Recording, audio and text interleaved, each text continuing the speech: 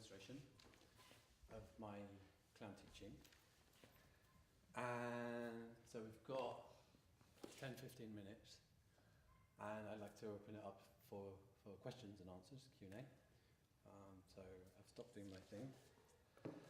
And obviously, I'm interested in any questions or comments you have, or reflections. But I'd like to mention that I'm interested in knowing from you are certain things about which I am thinking, and to do with what I would call my hypothesis, or what I'm trying to argue. And so just a couple of things. If you want to give me feedback on that, that would be fantastic. If not, that's fantastic. They are whether I mentioned the dominant discourses of clown. I didn't say what they might be, but when I'm talking dominant discourses of clown, I'm talking about things like concepts such as the inner clown, or the personal clown, or the clown as a part of the self,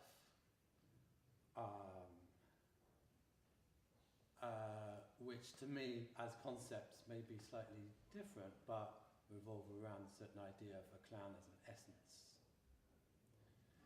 And that's one thing I want to challenge, and perhaps this research performance event thing, demonstration, is an attempt to argue that such a concept might not be very useful for clothing, let's say. So one question is, how good was that argument made in this piece? And the other question is, when or if you had any moments of pleasure as spectator participants with this event, and if so, why, if you know why and what that was about. Or even what it means, as in what does it mean when you laugh and I move? Yeah? That's difficult. But I'd be curious to know where, aside from, I remember when you laughed, but aside from that, where you would identify those moments of pleasure, where they reside. And for me, those two questions are connected, but perhaps that's, I won't go on. But any questions aside from those, please? Yes. The way I enjoyed the way you had it set up. You presented it with the help of your friends, participants. So the moments, in terms of moments of pleasure, I enjoyed it when the participants were animated. So when the cup was looking through the door, wanting to have our attention. Can I ask you, what was pleasurable about that? It's the and another thing was when you'd come back in and the objects were outside, the participants were outside, and we were waiting for them to take the initiative. It's the absurdity of that situation. Right. So I think that's to do with how you presented it. And I was also horrified when you drank your participant.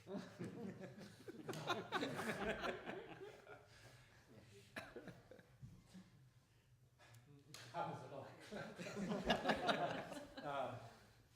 That's interesting. So you had feelings about my participants. Yeah. That was I would generalise from all your comments. You had feelings about them. That's interesting. Yeah. I'm very interested in the feeling. What clowns, if I may call them that, though they are mere students.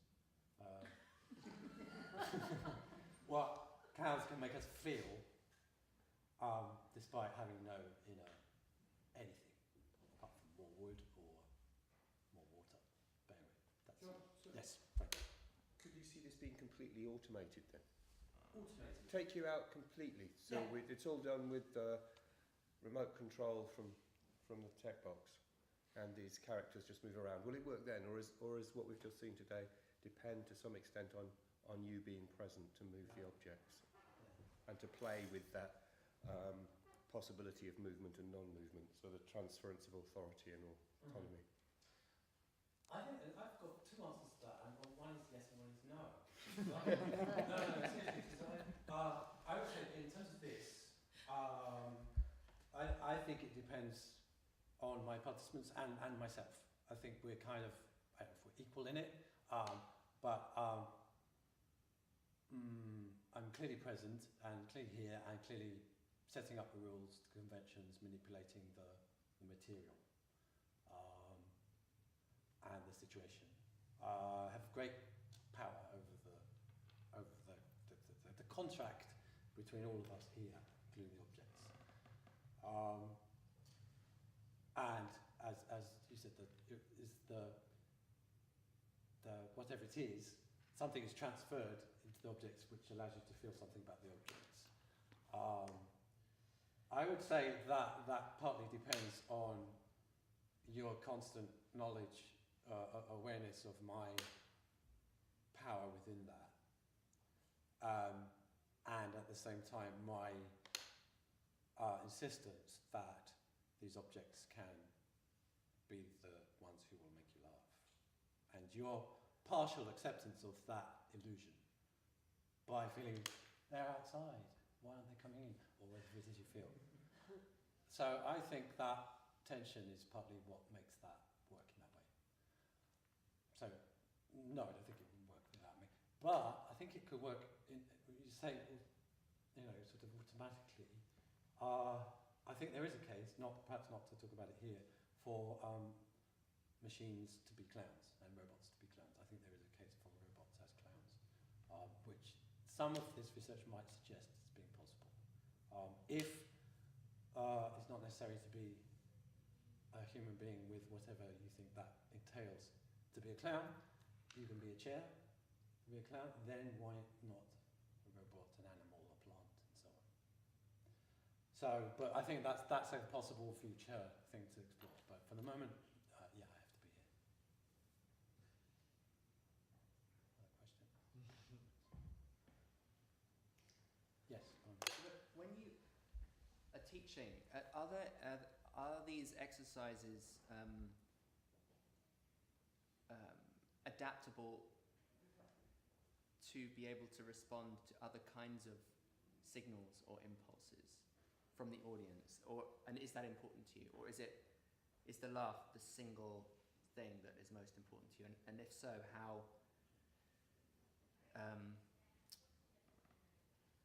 What is that?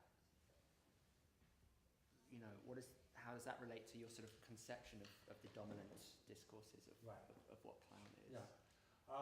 Pretty much I set it out like that way. If there's a laugh, you do this. If there's not a laugh, you do that. It's a very simple binary, and those are the only possibilities. As I said, the apple is about a clown who's got no laughs, but still a clown. So I do set it up as almost 100%, these are the only options. Because I've conceived of the clown contract with its audience as precisely that.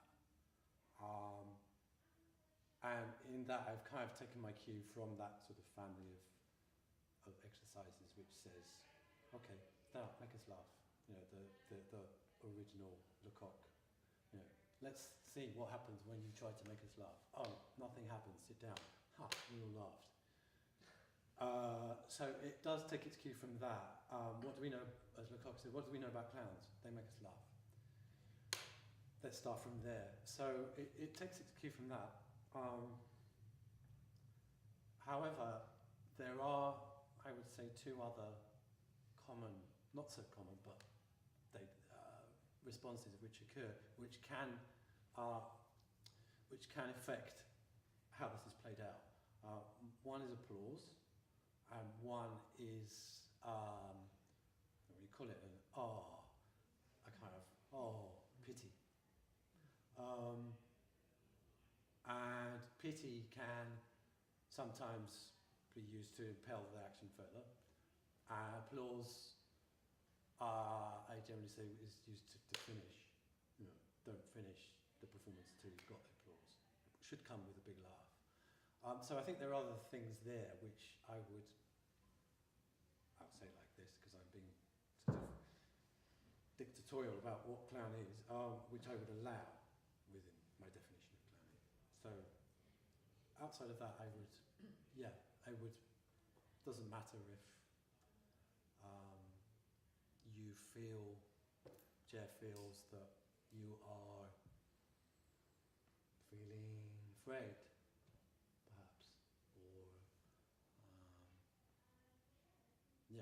so basically, it's very restricted to the laugh or no laugh. Tony. What's a question within the audience, as it were, and it's picking up on what you're talking about identification. I too share the horror of the water being drunk, and I expected John to spit it out when he heard your sharp intake of breath. I was expecting him to resurrect the participant. But how?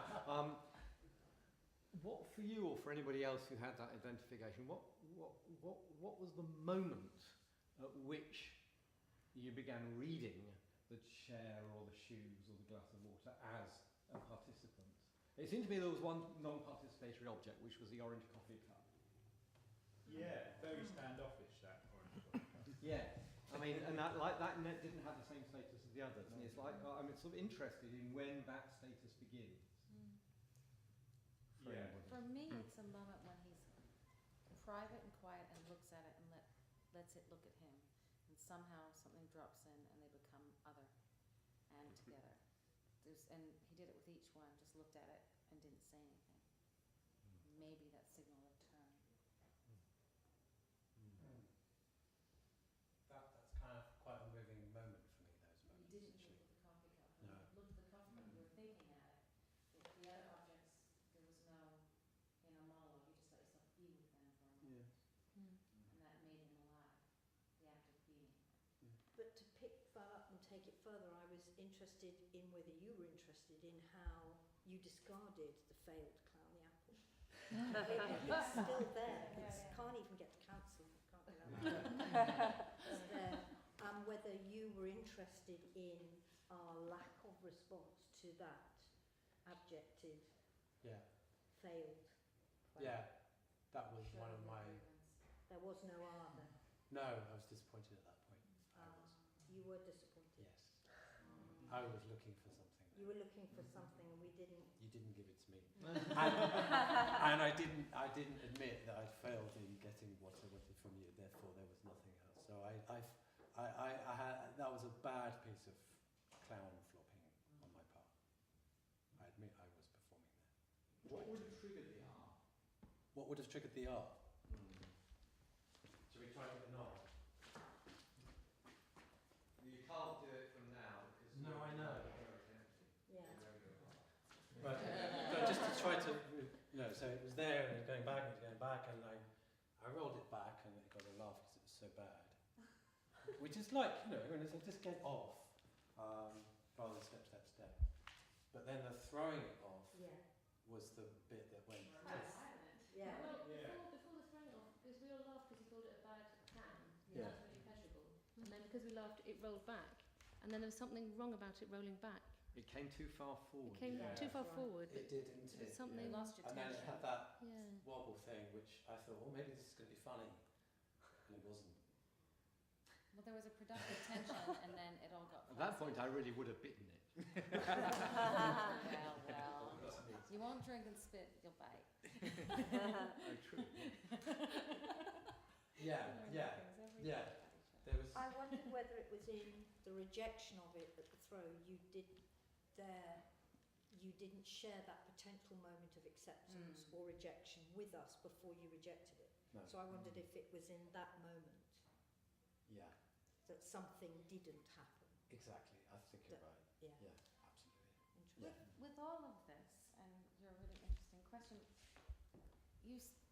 and I remember last year too, in a few conversations we've had about the role of laughter in your thesis, I feel like there's an overlaying role of empathy that takes place as laughter sometimes, or the awe, or the curiosity or the invitation to see an object as live.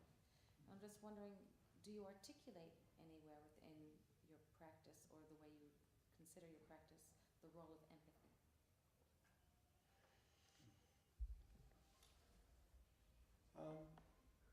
In the current thesis, no. Well, then forget the question. Bye. But I was wondering why not? Because it's certainly part of the teaching. Certainly part of the teaching. Look at the audience. If you, I would say it's a. I see empathy as I do the clown, as a stage illusion in this context. So when the clown looks at you, or let's say me, I won't speak for you. So when the clown looks at me, I have a feeling that I know something about the clown. I know what they might be feeling. Perhaps it's a bit like they're outside. I'm sure they are feeling left out. What they might be thinking, how are we going to get in? Is this going to work? If I move again, will it work? So when there's that eye contact, with the stage distance, I'm not sure about this moment you said, the intimate moment. The stage distance, there's a sense that as a spectator, I can read the feelings and thoughts and intentions and agency of the clown. Yeah? Whether I can or not is by the by. How do I know what this thing feels? Well, I know it doesn't. And there's the proof. That's my argument. You know, I know this doesn't feel, think, and motivate itself. Therefore, it's a trick. It's a trick created by the framing, which I've done, of the clown performance or workshop. So I think I know what she's feeling, thinking, wanting. I might call some kind of empathy or opportunity for empathy, but it's a stage trick. It's an illusion of we as audience know what this persona is feeling. Isn't there another dimension of empathy, which is what the audience might be feeling?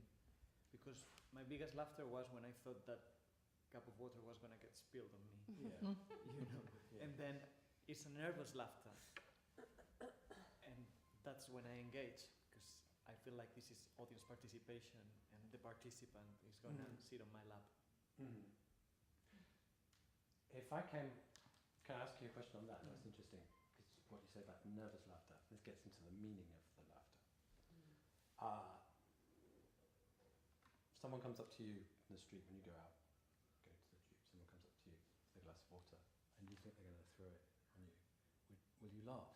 No. No.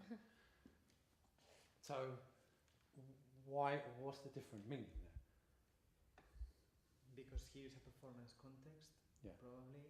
I think it's going to be gentle, and I think if I guess I can always react in any way I want, but if I didn't laugh here, and is made for the good of the performance and for everybody else's pleasure, probably it would be a bit selfish on my part not to contribute to making it work.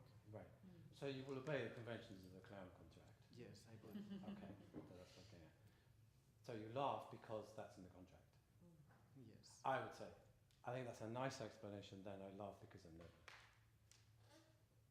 I'm not saying the nerves are not there, part of that. So I'm interested in how the contract can be established in order to produce the clowning, which includes the clown and the audience reaction. You've reacted without being a clown audience in the show. Well, surreptitiously, yes. The objects have become clowns without having agency or in themselves, and we've created, we have produced clowning, including audience, all without any of those inner selves and such like, which we haven't talked about, but it doesn't matter. That's what I'm interested in.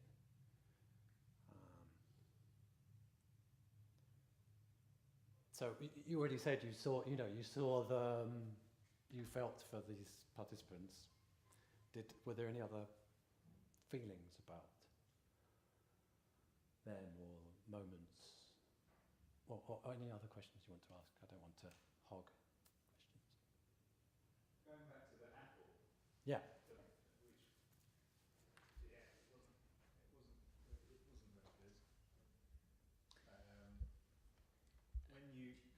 When you threw it, it reminded me that, well, thinking about it now, you're like the ringmaster in this performance. So it was like, you're off, and then next. So I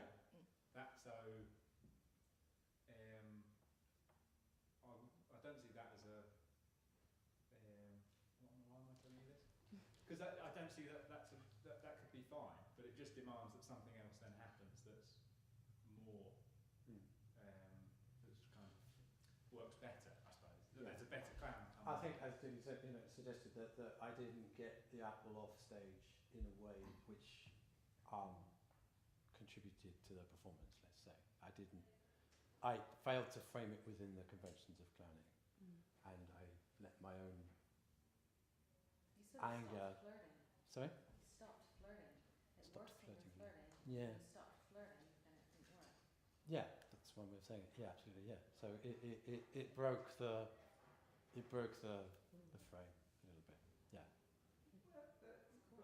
But that's what I'm saying. I don't think it did. But Okay. it just made it clear that you're in charge Right. of the performance, that you're the boss in a way. Yeah. So the apple wasn't doing well enough, so it's got to go off. And Yeah, I mean that's part of the game of the exercise, you know. We don't like you, go on. Yeah? Yeah. Not you, not personal. Yeah. Like I say, there's my friend the chair, not personal. So you're kind of opening up a space where participants can come on to entertain us, and if they're not good enough, then you can tell them to go away. Yeah, yeah, and then within that we have the laughter, no laughter, and yeah, we say, oh, well, that was a good show, or that wasn't a good show. We don't go home and say, what was that show? Perhaps. Well, maybe you do. What the hell was that? But I saw a clown show with an apple and a chair.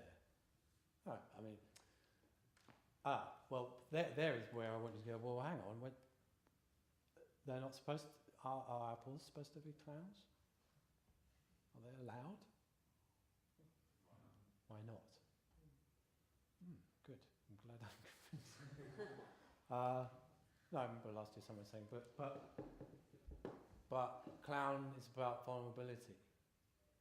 And I asked, did you see the vulnerability of the chair? People laughed. It's a cheap joke, but in a sense, yes, I can see the vulnerability of the chair. But what does that mean about how clowning works? That the chair is actually vulnerable, or that you have succeeded in staging vulnerability in order to convince me there's a clown there, so I can laugh in this particular way, or not. Anyway, Tony. No, just, I mean, it's an interesting response as coming back to Alejandro's point about nervous laughter. Oh yeah. I mean, you sort of built into your, how you're explaining, demonstrating clown, the idea of the flop. In other words, that failure is a constitutive part of the clown. Yeah. In order to produce the effect it has. Yeah. And I wonder to what extent that, in fact, is about, which is quite different from other forms of performance, generating precisely the kind of anxiety in an audience that perhaps other audiences don't really experience so much. There's a kind of internal dynamic to the clown. Because you say, you know, it doesn't matter if you're a bad clown, you can always walk off and that's it, it's done. But it's not quite true, is it? No. It's actually very important. The failure is important. Yeah. It's essential to the clown. Yeah. And controlling that failure.